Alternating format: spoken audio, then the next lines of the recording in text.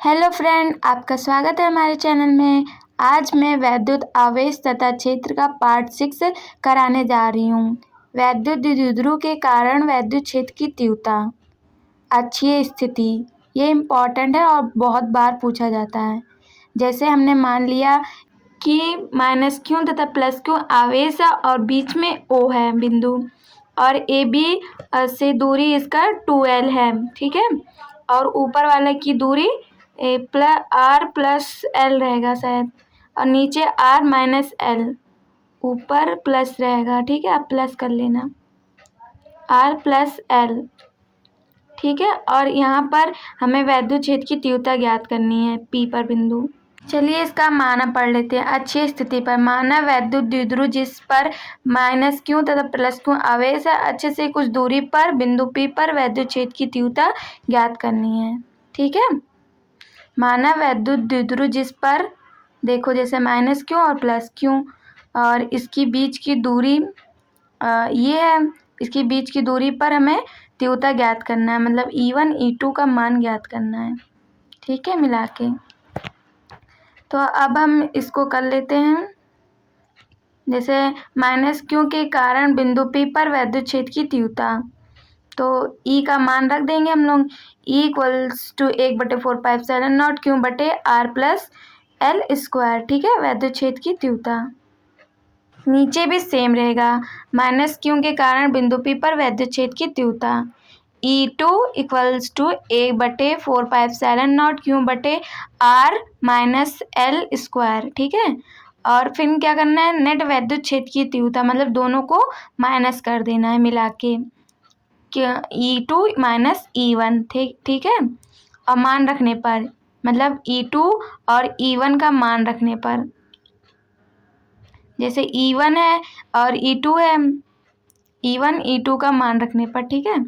तो हम मान रख देंगे, मान रखने पर मान रख देंगे। देखिए मैंने मान रख दिया है।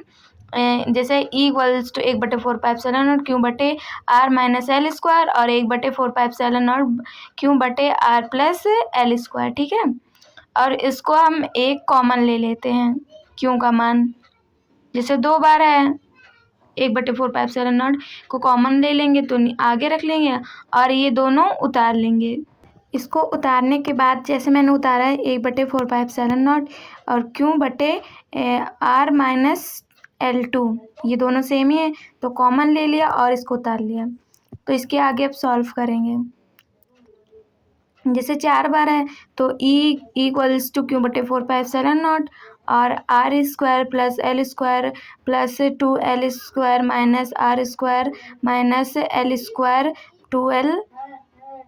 2RL, ठीक है।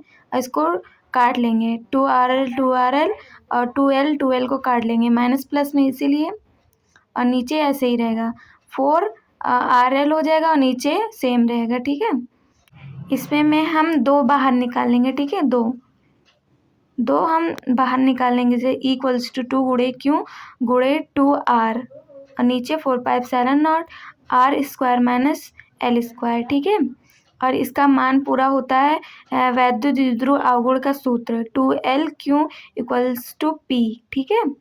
तो इसको हम रख लेंगे अब, E = P 4πε0 2L 4R4, ठीक है।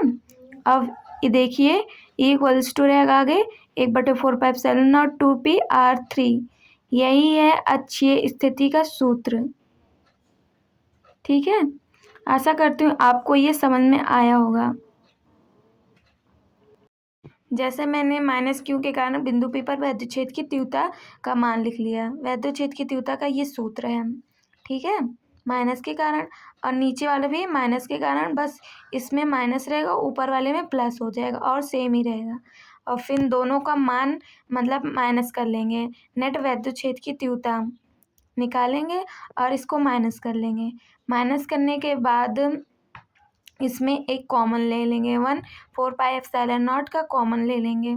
कॉमन लेने के बाद हम इसको मतलब भाग कर लेंगे, फिर इसको भाग करके काटेंगे, और काटने के बाद वैद्युत द्विध्रुव अवगुण का ये सूत्र होता है, इसी के अकॉर्डिंग हम सूत्र निकाल लेते हैं, ठीक है। आशा करती हूँ आपको समझ में आया होगा।